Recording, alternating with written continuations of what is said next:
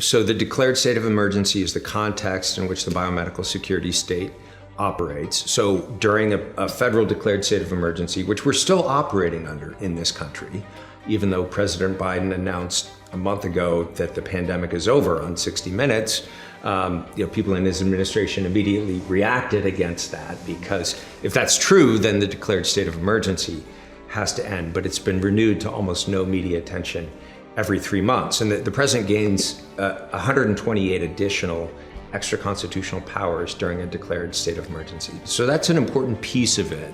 Another important piece of what I'm talking about here is the use of digital technologies of surveillance and control. So we couldn't have had lockdowns.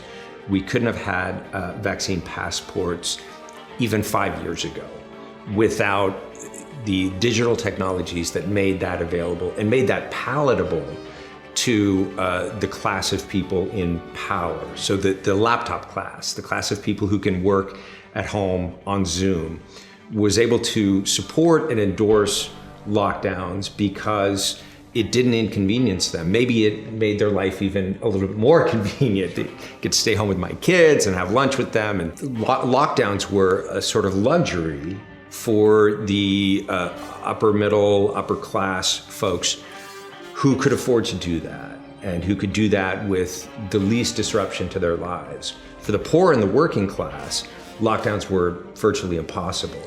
And many of them were designated essential workers, which means they were disproportionately exposed to COVID early on, when there were fewer treatments available and when much less was known about treatment. So one of the effects of lockdowns we saw was a massive transfer of wealth upward from the working class, middle class, to mostly big tech elites.